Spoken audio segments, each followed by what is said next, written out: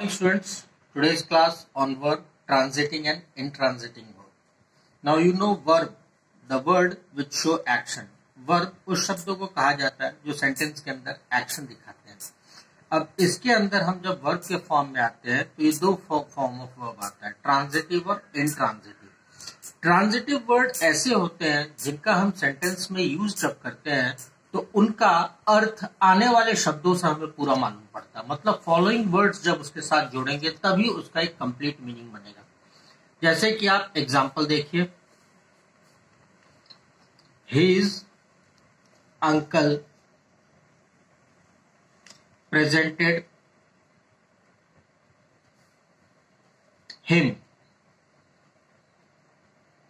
अगर ऐसा आपको एक सेंटेंस मिला तो यहां पे आप सीधा सबसे पहले क्या कह दोगे, प्रेजेंटेड इज अ वर्ब.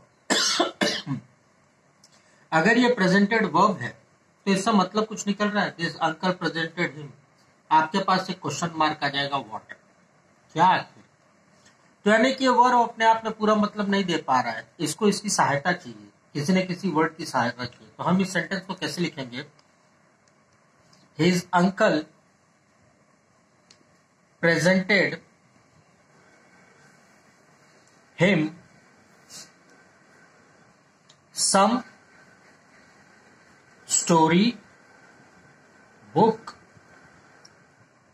अब आपको इस सेंटेंस में पूरा मतलब मालूम पड़ रहा है. His uncle presented him some story book.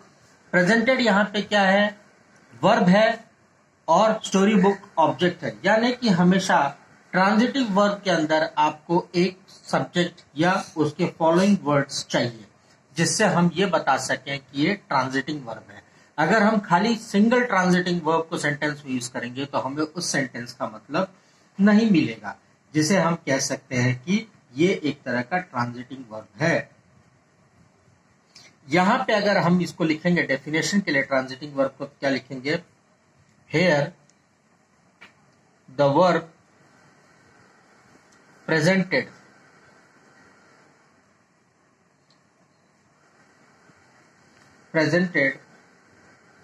Transits is meaning to the word. देखिए ट्रांजिट मतलब होता है देना दूसरे के ऊपर. Transits its meaning to the word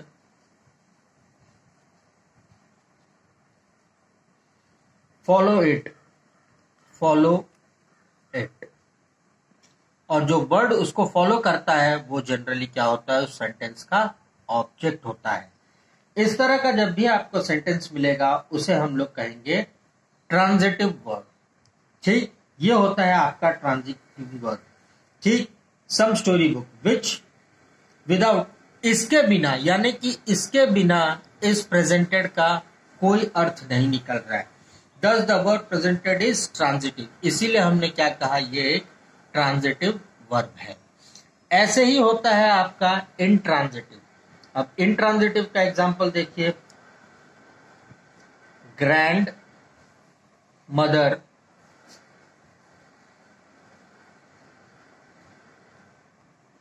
whole body एक. यहां पे आपका वर्ब क्या है, ग्रैंड मदर होल बॉडी एक. दादी माँ का पूरा शरीर दर्द हो रहा है. तो एक जो है वो क्या है, आपका वर्ब है. यानी कि एक जो है वो आपका दर्द जो है, एक मतलब दर्द हो रहा है, उनके पूरे शरीर में दर्द हो रहा है. अब यहाँ पे क्या है, एक जो है, don't pass over the meaning to the word following them. इसको अगर आप निकाल भी दोगे, एज्ड को अगर आप अलग से भी लिखोगे तो आपको मालूम पड़ेगा दर्द है. किसको दर्द है, ये एक अलग पार्ट है. ग्रैंड मदर्स होल बॉडी मतलब दादी की पूरी शरीर में दर्द है. तो एज को इसकी जरूरत नहीं है. अगर आप सीधा ही बोलोगे दर्द है तो दर्द है भाई, और अगर आप कहोगे जो ग्रैंड मदर होल बॉडी तो भी सही है. तो इस तरह का वर्ब जहां कहीं पे भी आता है उसे हम लोग कहते हैं इनट्रांजिटिंग वर्ब. ये होते हैं आपके इनट्रांजिटिंग वर्ब. अब इनट्रांजिटिंग वर्ब में क्या होता है, दे does not need help of any word. The sentence given below we are using intransitive meaning is transferred to the verb Start. Intransitive verb never pass their meaning. Intransiting verb never pass their meaning to the following words. In this form, we can say transiting verb need help of another word in the sentence to show its action. Intransiting verb is independent. Transiting verb को दूसरे शब्दों की मदद चाहिए sentence में, तब उसका मतलब साफ होता है। इंट्रांजिटिंग वर्ब का क्या होता है, वो अपने आप में ही पूरी की पूरी मतलब बताता है। जनरली जो हम लोग इंट्रांजिटिंग वर्ब जो है जो यूज करते हैं वो है आपका arise, arrive, blush, cough, cry, depart, die, disappeared, faint, fall, happen, itch, laugh, occur, rise, scream, shine, sleep, slip, smile, speak, swim, vanish, wait, weep। आपने अभी देखा जितने भी वर्ड मैंने यहाँ पे लिखे हैं ये सारे वर्ड क्या है, आपके इंट्रांजिटिंग वर्ब के एग्जांपल्स हैं। आप देखिए इन सारे वर्डों को अगर आप अकेले अकेले भी देखोगे तो ये अपना पूरा मतलब दे देगा, और अगर आप इसको सेंटेंस के साथ भी दोगे तो भी इसका मतलब निकलेगा।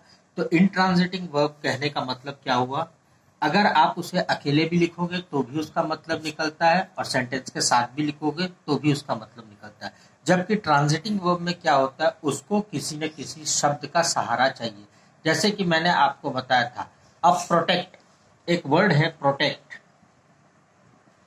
अब ये क्या हो सकता है, प्रोटेक्ट्स, ये एक प्रोटेक्शन मतलब ये एक वर्ब है।